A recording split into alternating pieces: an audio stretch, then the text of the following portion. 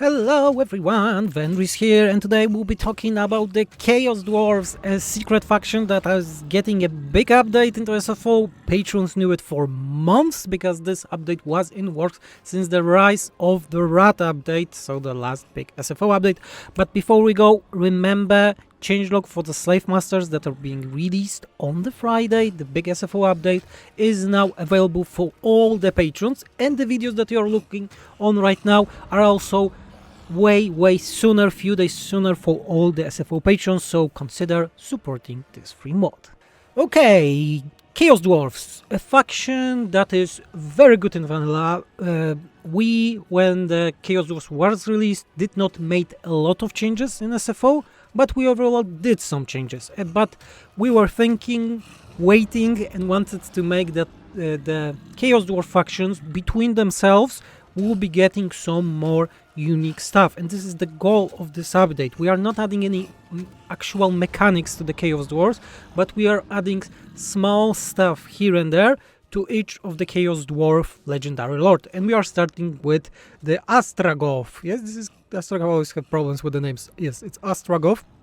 And first of all, while we're talking about the new stuff, is that every legendary lord is getting a new tiers of military building, different for every legendary lord. I will show them in the campaign gameplay.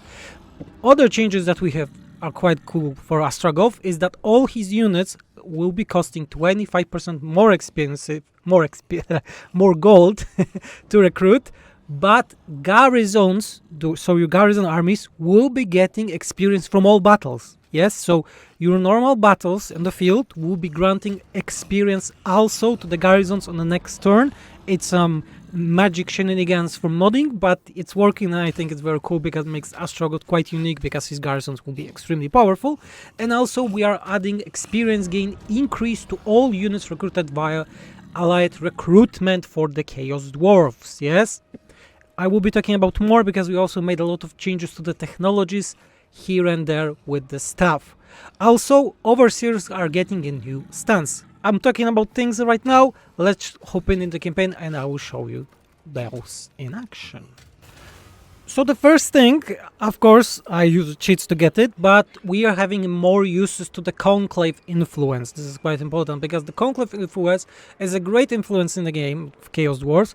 Don't have much uses late game, so we are adding a special set of dilemmas that will be triggering late game when you were getting more Zar Tower things.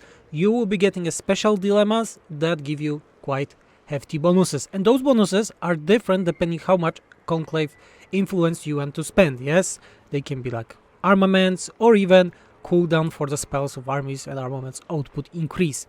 There are a lot of versions of them, so they will be different each time when you will be playing, and of course RNG.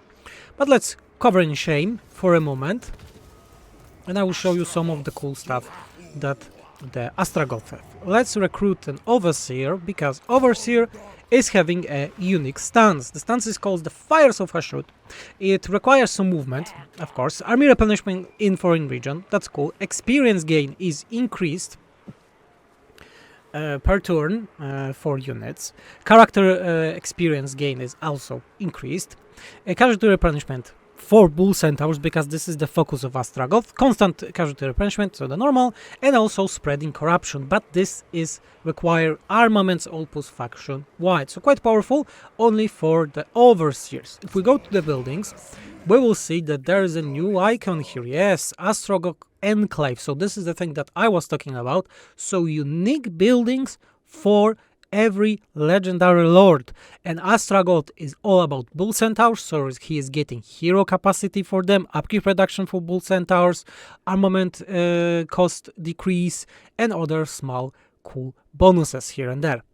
And as I said, this is a tier 4 building and it's costing Conclave influence. Yes, so again, more uses for the Conclave. As we are here, we can also talk about the Kadai building that was lowered from tier 4 to tier 3. Why? Because the Chaos Dwarfs has a lot of building options and they are quite slow in the development, and we wanted the Kadai to be faster, and also this will be important because some other legendary lord will be getting a next tier of Kadai units.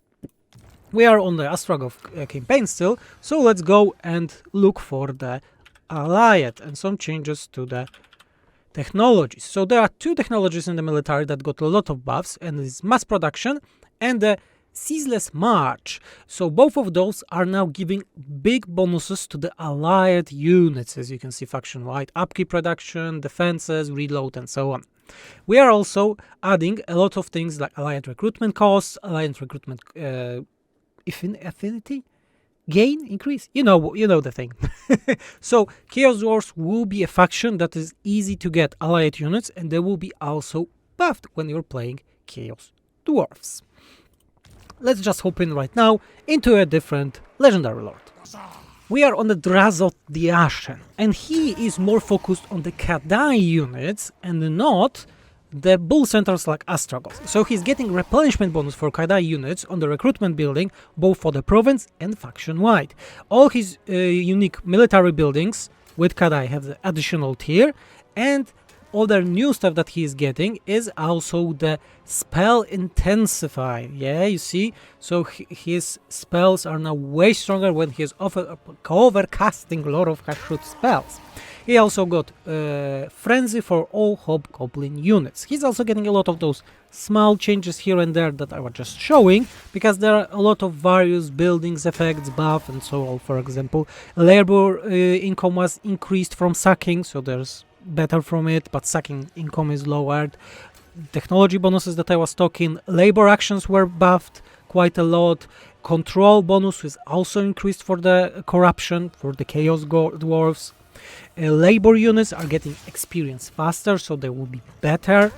Of course, the Ashen is also getting those dilemmas that I was showing, and yes, a lot of small stuff here and there. But let's move to the last legendary lord, and I will be also showing other stuff in the campaign that you should be happy about. Zhatan the Black is getting the focus on the Chaos Dwarf units, military building level for the Chaos Dwarfs, and also one of the coolest things that he's getting is the labor units are all getting a death blow ability from the Dwarf Slayers.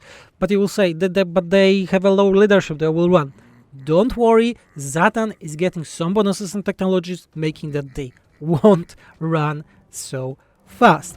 All of the buildings of Zhatan also received an income reduction, but his post-battle loot was increased by 50% overall number. So again, we want to emphasize different playstyle with Zhatan. You are all about the convoys and battles. We are now in the Zhatan campaign, and I will show you some other stuff that we have already. Also, you see the Bulls Beasts doesn't have the tier 5 here in the new building, but the military have, so we have the Chaos Dwarfs because Zhatan is focusing on Chaos Dwarfs. Very important thing that also I didn't say is that all legendary lords, based on the focus of their units, is getting the unit capacity increased for free for those specific units in the tower settlements. Yes, you see, unit capacity increased by 4 for Chaos Dwarf units. This is to emphasize that late game Chaos Dwarfs, because of the armaments cost, usually go behind the other factions and they have problems with the capacity. So we want to make, okay, we are increasing it, we are doing the different outputs like with the Conclave's dilemmas, but we're also allowing you to get more of those units specifically for ex-legendary lord. So yes, this is more or less most of the changes for the Chaos Dwarfs. There is a lot of small things here and there in the changelog that I encourage you to check out if you're an SFO mod team patron. And yes, Chaos Dwarfs, a faction that I really like. Sorry for this video being very chaotic because of the many information, but I think one of the best, if not the best, designed faction by Creative Assembly right now will be a bit more unique when you're looking on the specific legendary lords. So yes, thank you everyone for watching. Remember to subscribe this video, like it, leave the comment. You can always support the team on Patreon. And on Friday stream we will be having release of Slave Master update, also everything that I'm showing you this week on this YouTube channel. And again, no punchline. Thank you everyone for watching. I was Venris and I'm out. See ya.